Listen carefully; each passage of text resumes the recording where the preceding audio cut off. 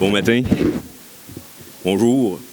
Alors, écoutez, je vous remercie. Là, je vais essayer de me familiariser. Il faut que je me familiarise un peu avec le système. Là. J'ai une télécommande. Ça. Écoutez, je voulais vous remercier d'être ici dans un contexte qui est un peu particulier. Je vous explique, là, on avait ciblé pour l'Assemblée générale un regroupement de carrossiers puis de fournisseurs. On s'attendait à avoir entre 100 et 130 personnes. Mais là, il y a plusieurs facteurs prépondérants qui font que la salle n'est pas aussi pleine qu'on l'aurait souhaité. On a quand même du monde de qualité, mais il y a le SIMA Show à Las Vegas.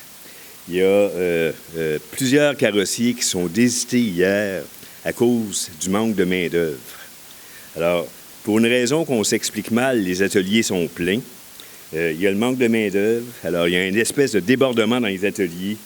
Puis, il y a des gars qui me disent « Michel, j'ai été en réunion avec Desjardins, j'ai été en réunion avec Intact cette semaine, ça m'a pris une journée, je n'arrive pas. » Alors, puis ça, on peut comprendre ça.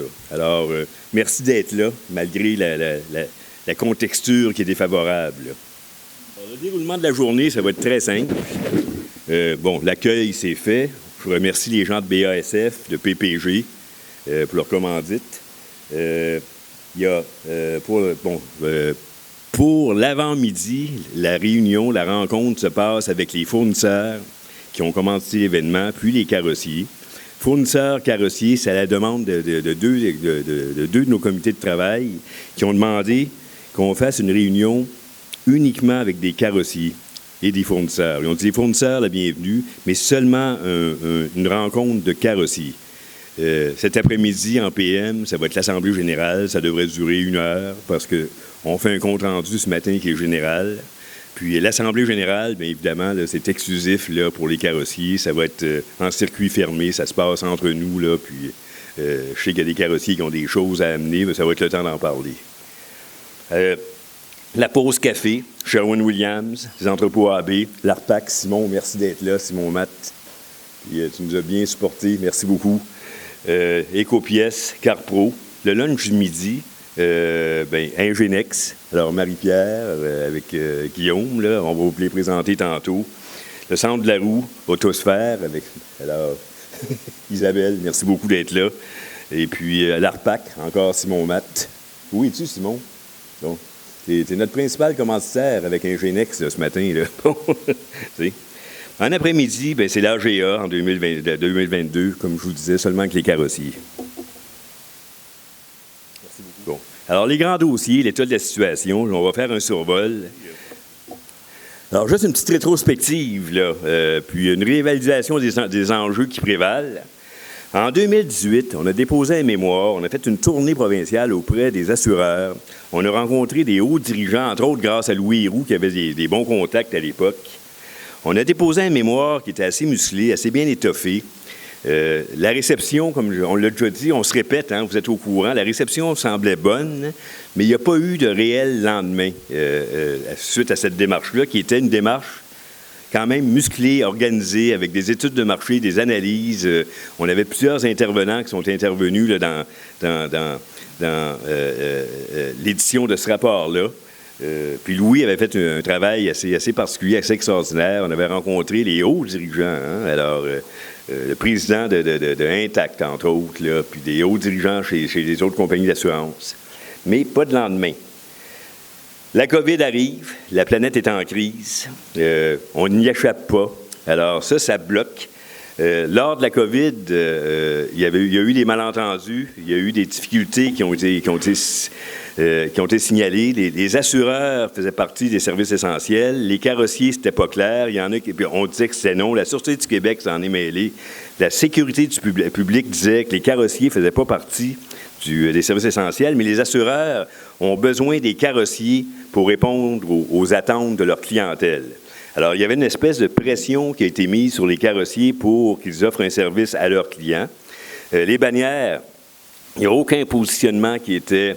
il y en a qui étaient pour, d'autres qui étaient contre.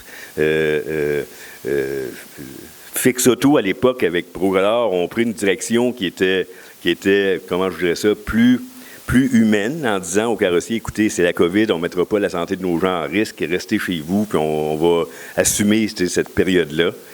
Mais ça a été bordélique. Nous, on a fait des démarches des pieds et des mains pour essayer de statuer ça. Finalement, ce qu'on a fait, c'est qu'on a réussi à rejoindre un de nos contacts, en fait, c'est le mari de la présidente du groupe Savoie, là, les maisons pour retraités. Il m'a rappelé, je l'ai appelé, je lui ai demandé si sa femme n'avait pas un contact à l'Assemblée nationale. Il m'a rappelé 2 heures après, il m'a dit, Michel appelle un dénommé Stevenson, qui est un avocat, qui est sous-ministre adjoint aux Finances et qui fait partie du comité de la cellule de crise du PM. Alors finalement, on réussit à discuter et puis il m'a rappelé 2 jours après pour me dire, écoutez, M. Bourbeau, là, le premier ministre va faire une annonce et il va officialiser le fait que les carrossiers, le secteur d'automobile, la carrosserie automobile, va faire partie des services essentiels. À partir de là, bien, écoutez, là, on a régularisé le service, là.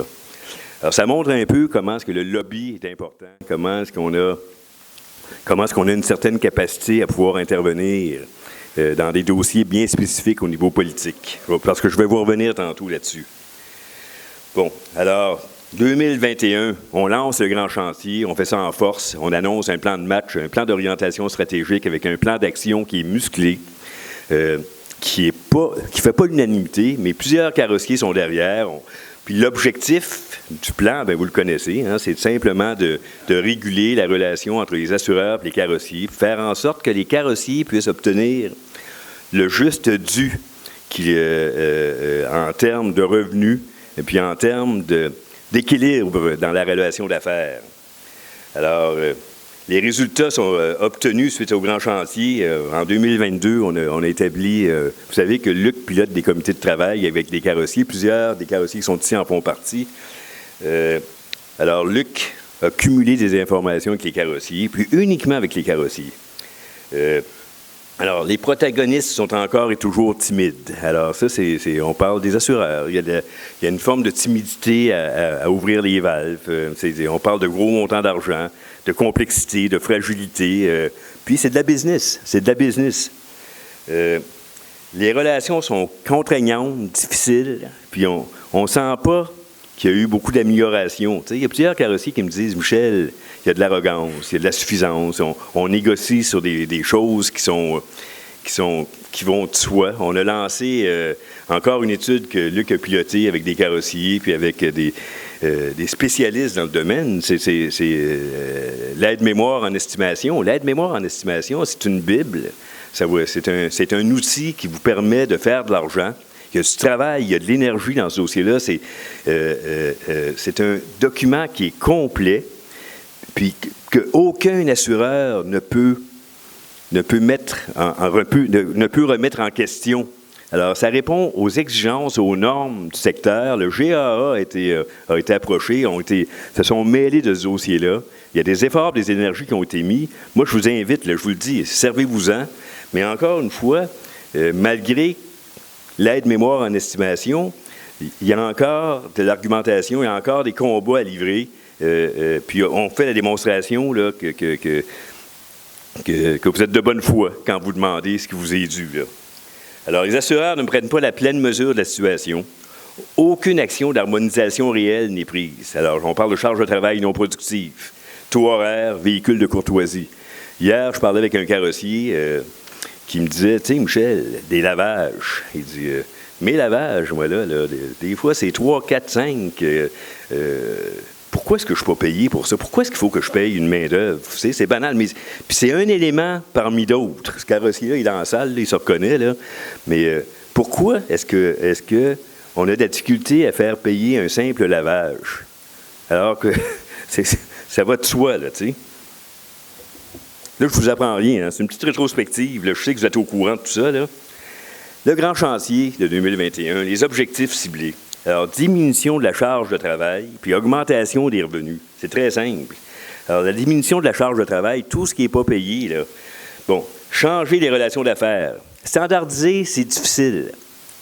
Mais il y a des éléments en termes de gestion qui peuvent être standardisés, faire en sorte que ça devienne un facilitateur pour les ateliers de carrosserie en termes de gestion. Donc, on facilite vos activités, vous gérez mieux votre temps, vos énergies, vos efforts.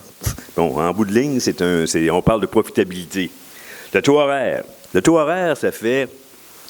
On a commencé à en parler un peu avant le grand chantier. Il faut en parler.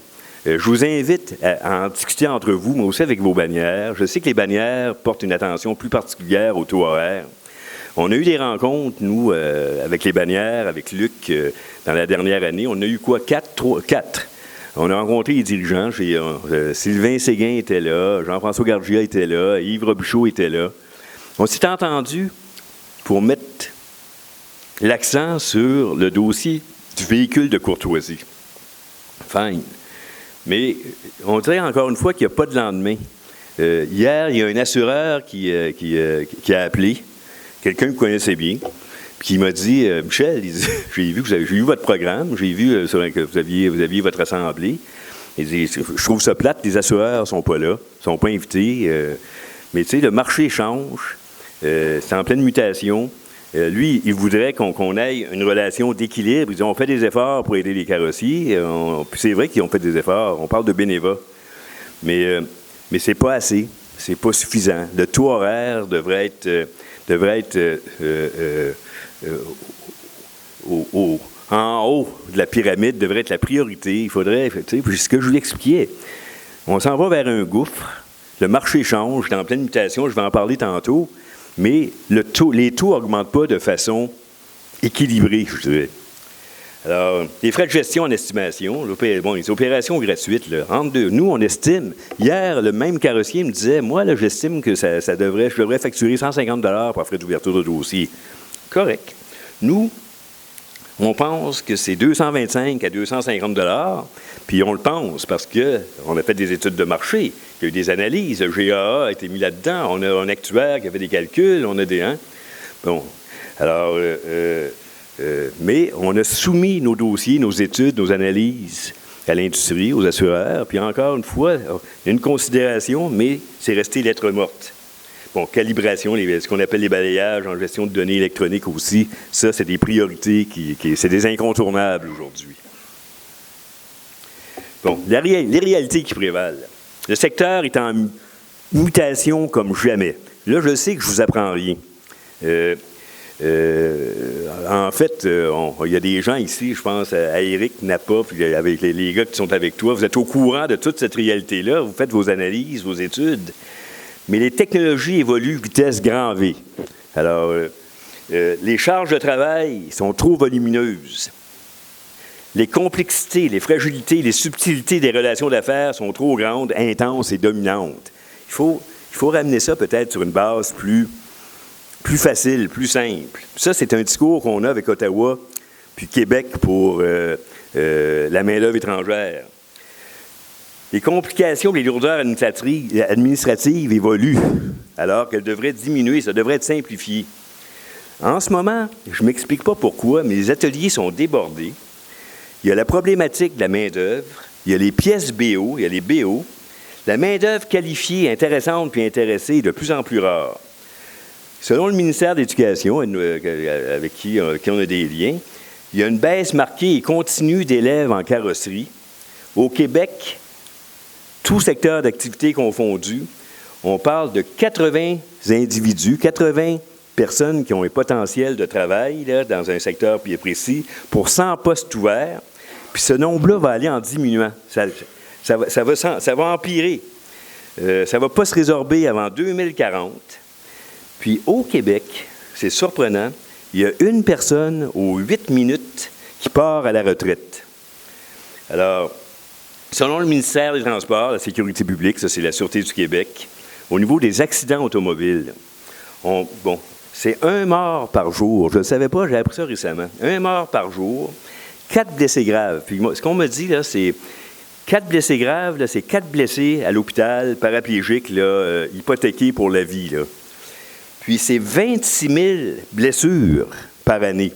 Alors, ça veut dire que ça roule, ça frappe. Moi, quand j'entends ça, je me dis, tabarnouche, des accidents, il y en a. On n'est pas prêt, le marché n'est pas prêt de se résorber. Alors, tu sais, on vit avec cette réalité-là. Là. Alors, C'est une photo que quand je l'ai vue, je suis parti à rire. Je dis, tiens, ça nous ressemble, ça. On est pris dans un engrenage, on a de la misère à s'en sortir, on travaille pour sortir les carrossiers de cet engrenage-là, mais la façon dont le carrossier est pris dans le système, bien, c'est à peu près essayer de sortir ce gars-là. Bon. Les dossiers et les projets, la rentabilité des ateliers de carrosserie. Les assureurs. Bon, les assureurs, on a eu des conversations très anodines avec 2 assureurs récemment qui me demandaient si on allait ressortir le CSI en 2022-2023, puis si on avait l'intention d'aller de l'avant. On l'a fait une fois, puis la réponse, c'est oui. On est là-dessus. Luc est là-dessus avec des gens. Evelyne, il faut que je nomme Evelyne aussi, là. Mais... alors, le CSI, quand on l'a sorti pour la première fois, c'était à la demande des carrossiers. Moi, je n'étais pas favorable. Je pensais que ça allait créer un climat de tension là, qui aurait été en s'augmentant, mais je me suis trompé. Le CSI assureur, c'est les carrossiers qui évaluent les assureurs selon des critères bien précis. Les résultats ont été cumulés, ont été mis sur la place publique, ont été partagés. Ça a permis aux carrossiers de s'exprimer. Ça a permis aussi aux assureurs de s'évaluer face à la perception que les carrossiers ont d'eux. Puis, il y a des gens à qui j'ai parlé qui pensaient que ça tendait à être mieux coté. Puis, tu disais, ben non, ça se peut pas. Mais la réalité, c'est ça. T'sais? Alors, on relance le CSI en 2022, puis j'invite tous les carrossiers là, à le remplir. By the way, là, je voulais vous dire qu'on a Serge en arrière qui filme.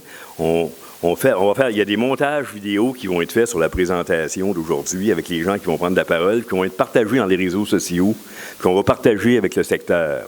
Le secteur, on parle évidemment des assureurs, les autres fournisseurs, les bannières. T'sais. Bon, au niveau du lobby Québec-Ottawa, on est très présent. Comme je vous disais, on en reparle tantôt. Au niveau de la main-d'œuvre, on a un problème majeur de main-d'œuvre en ce moment. C'est partout, dans tous les secteurs. Mais il y a des difficultés qu'on rencontre dans les relations d'affaires avec Québec, mais avec Ottawa. Le carrossier qui veut engager l'atelier, le propriétaire qui va engager un carrossier étranger, c'est problématique, c'est long, il y a de la lourdeur administrative, puis on a réalisé qu'il y a de la lourdeur administrative inutile. Un bel exemple, puis il y a des égos là-dedans. Il y a quelques mois, il y a un carrossier qui nous a appelés pour nous dire « Michel, je fais affaire avec un de vos partenaires. J'ai retenu les services d'un travailleur étranger. Il est bloqué à Ottawa. Ils ne veulent pas le laisser aller, mais tout est legit. Le problème, c'est un problème de signature. » Alors, on réussit à rejoindre ce fonctionnaire-là. C'est moi qui lui parle. Puis là, ce que je réalise, c'est simplement que dans un des documents, il y a une signature, c'est la date qui a été mise à côté qui n'était pas la bonne. Alors, j'ai dit au gars, fais juste faire la date, puis mets la bonne date, c'est tout, tu sais, la signature est là. Mais j'ai réalisé que le fonctionnaire en question, tout ce qu'il voulait, lui, c'était bloquer ce projet-là. C'était mettre l'engrenage là, dans le système. Alors, il y a une problématique à ce niveau-là. Là. Il faut qu'on puisse simplifier ça. Il faut qu'on puisse trouver un corridor pour changer un peu les relations avec Ottawa et Québec, puis faire en sorte qu'on puisse aller chercher un travailleur étranger qui va être présent lorsqu'on en a besoin. Là. Pour le comité de travail, vous êtes au courant. Le plan de communication, reconnaissance des carrossiers professionnels du Québec, on en parle tantôt. Puis les normes du GAA, Luc, tout le monde est au courant un petit peu. On travaille bien avec le GAA. On a des bonnes relations avec le GAA. Les intentions sont là. Mais encore une fois, il y a la difficulté de faire tourner un paquebot là, comme on le souhaiterait. Là, puis il y a de la politique aussi. Là. Bon. Alors, au niveau des ressources humaines, on en parlait, il y a l'urgence d'agir. Il faut provoquer des changements. Il faut provoquer le changement avec les assureurs. Il faut qu'on parle de taux horaire. Il faut qu'on parle de revenus. Il faut qu'on parle de capacité à pouvoir attirer un bon employé, de rétention, le garder avec nous, puis le former aussi. La formation, écoute, l'industrie change tellement vite, les technologies sont tellement complexes. Ingenex vont prendre la parole tantôt, vont vous en parler. Mais il faut qu'on puisse donner la capacité financière au carrossier d'engager son employé puis de le garder. Puis aujourd'hui, la nouvelle réalité, c'est que les gars sont de plus en plus exigeants au niveau, en termes de salaire. Alors, il y a des carrossiers qui m'ont dit, Michel, moi, le gars, il me dit, maintenant, c'est temps ou bien je m'en vais. Je veux un salaire de temps où je m'en vais, tu sais. Alors, il faut trouver des solutions. Je sais qu'il y en a qui en ont trouvé des bonnes, des gens avec qui j'ai parlé. Mais average, globalement, ça prend un revenu adéquat. Ça prend des capacités pour garder, attirer, garder, puis former, puis se garder à jour, là.